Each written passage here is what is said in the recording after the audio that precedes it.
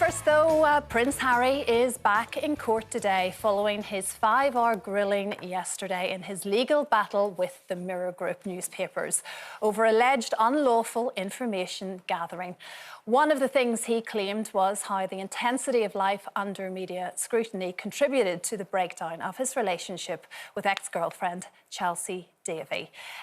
Jane, what do you make of this? It was an interesting day, and I've heard various views on what people thought of how he did in court. What did you make of him standing there? It's tough. No one wants to have to stand in a courtroom and be grilled. Yeah, but he's the one bringing the case, so he's placed himself there. But what I found very interesting is that up to now, Harry has obviously written his book, he's done his TV show, he's done sort of various interviews with sympathetic people, talking about how he feels and what he believes. And all of that's fine if he wants to do that. But when you get into a court, it's not about what you feel and what you believe, it's about evidence. And at the moment, there's a very interesting clash of those two things, because I'm not actually hearing much evidence at the moment. Every sort of thing he's complained about is being very skillfully knocked down by the Mirror Group's barrister.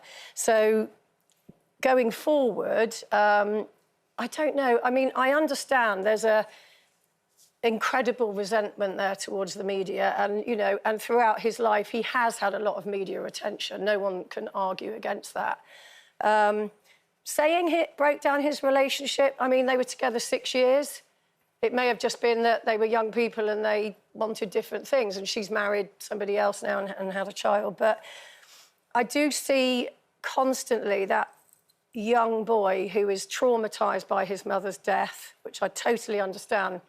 But I think he's pouring it, rather than dealing with it, he's pouring it into this sort of campaign against the mainstream media, which, by the way, isn't like that at all now. If it was a campaign about social media and what you see online, which, as far as I'm concerned, is a lot worse now than what you see in the mainstream media, I would get it. But, as Nelson Mandela, as we know, spent 27 years in prison. He said, as I walked out the door toward the gate that would lead to my freedom, I knew if I didn't leave my bitterness and hatred behind, I would still be in prison. And I would urge Harry after this, because it's costing hundreds of thousands, to deal with the trauma. But I think for me, I think for me, and I agree with what you're saying in so many ways, but I also think it's a young man from a very young boy fighting for justice for what he thinks happened to his mum. And I get that, she's what not he here. Thinks. Well, we kind of all know a lot of what he does. No, and he does blame a lot of two inquiries that didn't come to that conclusion. Yeah, but there's also been lots of lawsuits that go against what we all believe anyway. They always find a way out of it, in my opinion, a lot of the times. And I just think as a young boy, he's carried that. He's lost his mum and he's blamed those people for it. And maybe he's just fighting for the justice of that because she's not here to do it herself. But, fighting... I get all of that, but fighting for justice of something that's in the past and applying it to some... Yeah, but... It's a court of law is not a place to, vent your emotions about a very traumatic yeah, but Jane, it's still happening now. They came out of an award ceremony and the same chase ensued in New York in a very crowded, unsafe city. You know how New York is structured, and the same thing happened to it's almost like a repeat. But did it? History. There's been so many. I mean, listen, they were at a public event. They came out of the public event. This is in America, where actually it's very different here to the media. We're not allowed to chase people anymore. So it's completely different jurisdiction. But sometimes it's like, so what if they get a picture of you sitting in your car? Why drive off and treat it as this big sort of surprise when you've come out of a public event? But that wasn't the case here. But I think big city, and the New York mayor said there wasn't a 2-hour car chase. So good for the New York mayor, but that was their experience. That's their feeling. Yeah, I understand. Where's the evidence? But equally, Jane, if your feeling leads you to having mental health challenges and to the point where you feel that your relationship has been has been faltered because of the outside influences that have happened around you, because of the press intrusion. And you have a right to do something about that. And that's why he's going to court. I was saying he shouldn't campaign, but court of law is not a place for feelings, it's a place for evidence. Understood. I understand your point. And my point is... I understand your point, but my point, which you've had time to say yours, my point is that he has the right to go through that. And if he doesn't bring the evidence, fair enough. But he has the right to have this say. Let's talk about love. We need to let those two go to court tomorrow, and it'll probably get sorted out quicker. To be fair, I put it to you, is right. But he does talk about his relationship with Chelsy Davy breaking down, and the baggage that came with him into a relationship, into every single relationship, and it's an interesting one, isn't it? Like this baggage term, and I would guess most of us enter into every single relationship where we're probably not 17 and we're with that person for the rest of our lives and everything's been plain sailing. There's always some baggage that will cause some sort of issue.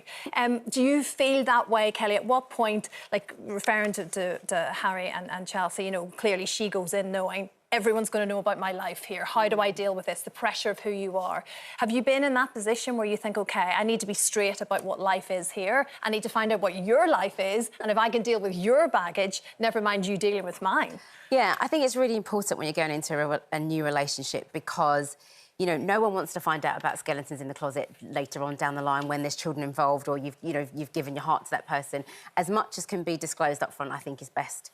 So for me, you know, when I enter a new relationship, I do want to know what the person's intentions are, you know, what their family's like, what their parents are like, because they're all going to become a part of your family. You're going to become one big blended family, and your parents are going to become my children's grandparents. So I'd like to know who they are, who your friends are, what they're like. Is this on the first date, Kelle? Not on the first date, no. Not on the first date. Bit scary. But literally, but what's lovely about online dating is that you can disclose quite a lot of that up front so that people know what they're getting. You can say, like, in my situation, I'm a Christian, so maybe you won't be getting it on the first night. You know, all of those kinds of things. I'm not a Christian and they still won't be getting it. Yeah, do you know what I mean? But, like, I don't believe in sex before marriage. So there were lots of things to kind of consider. I had lupus, and at the time I was told I couldn't have children.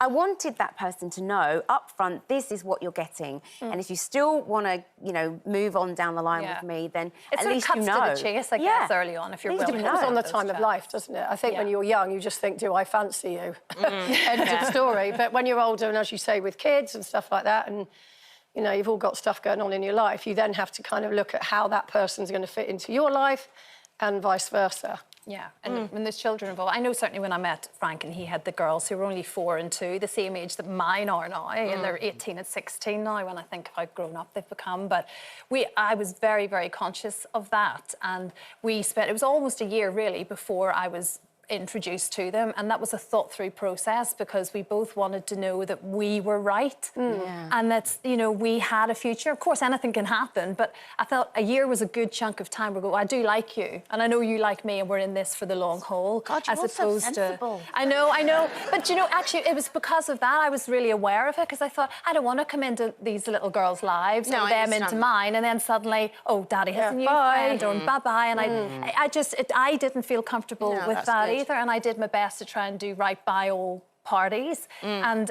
it is a big thing to But then I think if you get to know someone before you've discussed all of the things, your checklist, when you get to know someone and then you fall in love, isn't that part of loving someone? So you think love can conquer all baggage? Are you calling me old baggage? Yeah, to a degree. I think if you really, truly love each other, then you are willing to take each other's and deal with it together. Or is that just me being horribly romantic? No, it's not. It's lovely. And I think that does work for a lot of people. Says the woman that's divorced twice. But it's because you're a hopeless romantic. It's nothing. That's nothing bad at all. I just got rid of the baggage. Well, there you go. Is that a good start to the show for you, audience? Yeah, I thought of one now.